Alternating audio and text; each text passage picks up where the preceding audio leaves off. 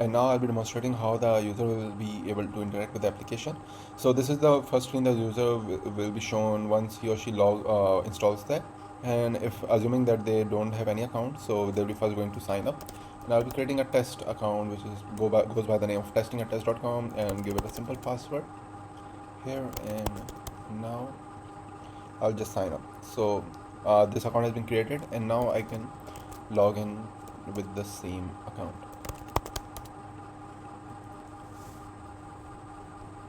So this is the home screen of the user. So since the the data has been loaded, we have showcased some shimmers here, and we can see that there is a category list here. There is a carousel which showcases some items, and here we have the products that are being displayed. So since we are in all category, so we are being shown all the products.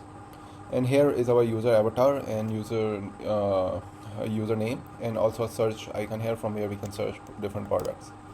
So this is how the homepage looks like, and we can also filter the products based on their category as well.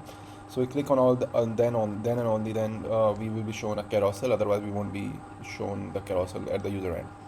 So this is how the homepage is being shown, and here we can click on this heart icon in order to add these items in our wish list. So currently I have 3 items in my wish list, and if I go onto my wish list, we can see that we are shown the same 3 items here.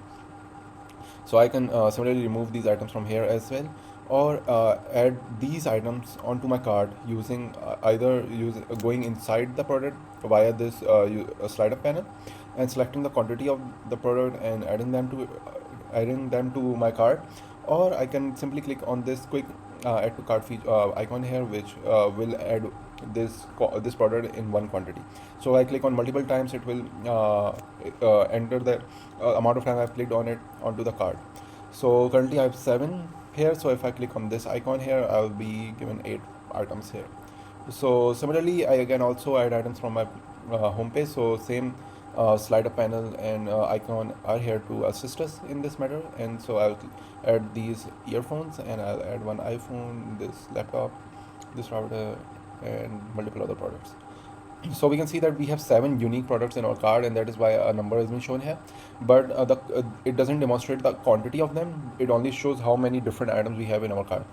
The quantity can be viewed via the cart or the checkout page. So this is our cart right now. So we can see that we have quite a lot of money to pay in order to buy this. So I have decided to remove some of the items.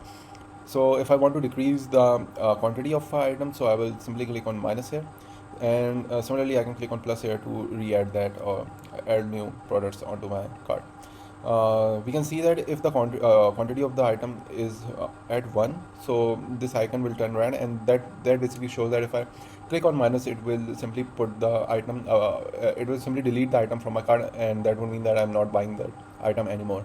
So if I click on this red icon, so that item has been deleted, and now it is not in my cart, and you can see that we have 6 unique items in our cart now.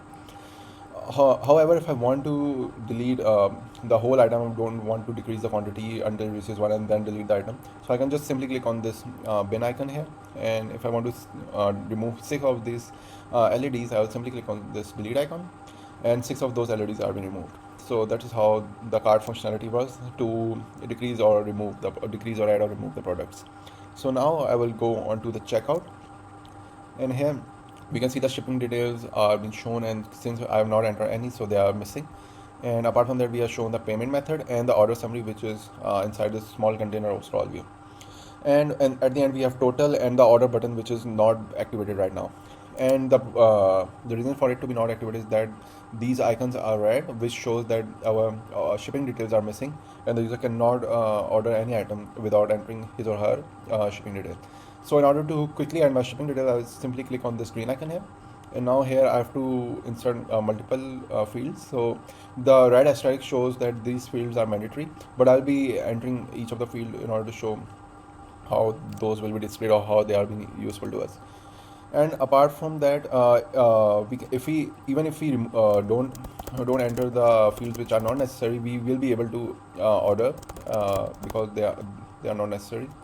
And that's how this whole functionality works. So I will just write a simple address here, and that's fine. And now we can see that I've entered most of the things, and I can also select my avatar through our image picker. So I have a pre-downloaded avatar, so this is just a dummy avatar. So it takes the place and it gives a view of how it will look like. And this avatar is not saved onto the backend currently; it just shows on the front end. And once I click on save button here, then and only then it will be saved. And further down we have we can select our country, and in order to select country we have used an API, so we can see that the selection of province and city are disabled right now. We cannot click on them.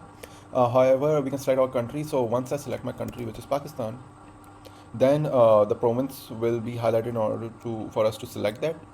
And now I can select province of Sindh, and now I can select the city which are in Sindh only. So that is why we have used the API in order to provide ease to the user in selecting their country, region, and city.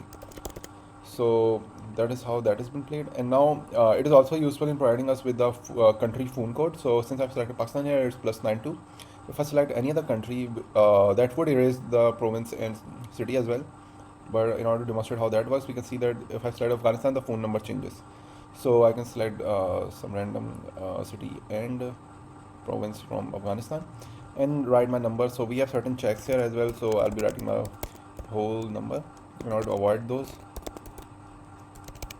And here we have the postal code, so I can write the postal code here.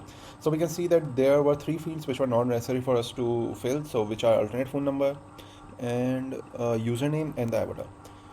So once I'm done, I can click on save in order to save the data on the backend, and since it has been saved on the backend, we can see that it starts to appear here. And now we can simply click on order because all our details are being entered. And once I click on order, we will be shown animation and followed by a snack bar. So we can see that we are shown as animation, and now we'll be shown a snack bar which says that your order has been placed. And there was also a button to demonstrate to navigate us towards the order page. So I will just quickly demonstrate that as well and order a few other products. And we can see the same snack bar appeared, and if I click on check, we are being navigated to the my orders page. So where the my orders page is in the user account settings page. So in the user account settings page, we are being shown our avatar, our username, and our full name as well. We can see that the same update personal settings page is also here. We can change our personal settings from here, and also we can view the same page which was being navigated to by the snack bar as well. So this page shows the order that we have placed, and the time, alongside the time, the number, and the payment method we have selected. And also it shows the order total and order summary, which has been first showed in a horizontal flat list, but once you click on it, it turns into a vertical flat list. So we added this functionality just to give the specification to the user to be able to take a screenshot of their order in one go. Otherwise they would have to scroll each and every item, take different multiple screenshots. So just for a better UX. And alongside we can see that we have this small tag which shows the order status. So currently it is processing. We have 3 different order statuses which are processing, dispatched, and delivered. So these are being controlled by the admin, and I'll demonstrate that in the coming time. So I think that was about it for our user side of the application. We can also see that we have the functionality of updating password and delete account. I've shown them in my previous video, so I won't go over them again. So now I'll be logging in with our admin credentials. So these admin credentials will be set via the backend. So that's why I'm not use the sign up functionality for that. So we can see that we are in a very similar homepage. Apart from the fact that we have different icons, some statistics above us, and this different icon. We can search the products likewise we did in our user end, and also we can view the products as well. However, if we are viewing the products, it takes us to the screen where we have the functionality to edit the product. So what this means is that the admin has the functionality to edit the product, and if I want to demonstrate that, I'll simply change the price of this monitor from 98,000 to 48,000. So if I click on done editing, we can see that it has quickly changed the price of this product in the backend as well. And we can change that back again to 98,000 if you want to, but let's keep that. No, let's change it to 98,000. So that's how the products are being viewed here. And similarly, we can add new product. So we can just create a dummy product with a dummy category. I think accessories, right? It's only 10 rupees, and it's a dummy. Oh, I mistakenly clicked on the image. Yeah, dummy description. Okay. So here I will just select the image. So I've already downloaded an image of a mouse pad. So we can see that once I've selected that, it appears on the bottom, and I can again change that depending on if I like it or not. And if I click on add item, the product is being added onto my inventory. And now we can see somewhere, yeah, here, that the product has been added. Since it appeared on the a bit low because the list has been is in ascending order, and that is the reason for it. And if I want to delete an item, I'll just simply click on this bin icon here. It will prompt me for if whether I am sure to want to delete this product. So I'll click on yes, delete, and now the product is gone. So we can see that we again have 12 products in our list. So that is how products are being managed from the admin side.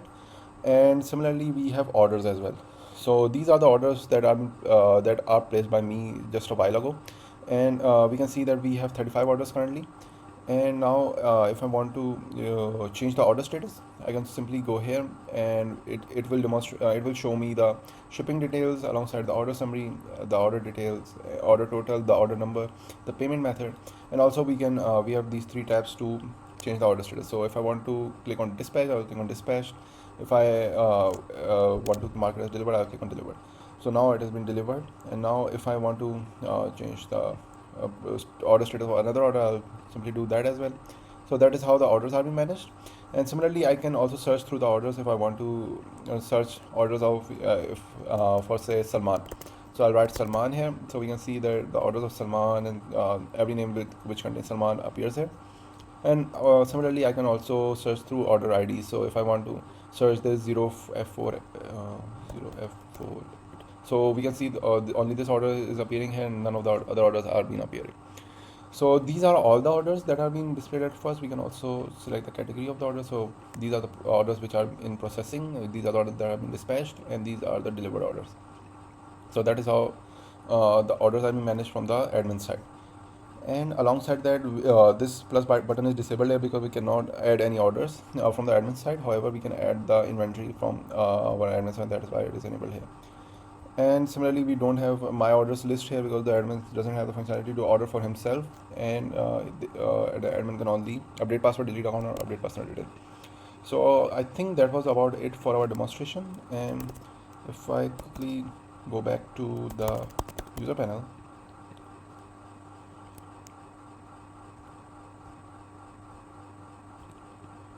we can see that the orders have been updated with their order status that we had marked from the admin side. So that is how the orders also work. And I think that was about it. Thank you guys so much for watching. Take care, and Allah Hafiz.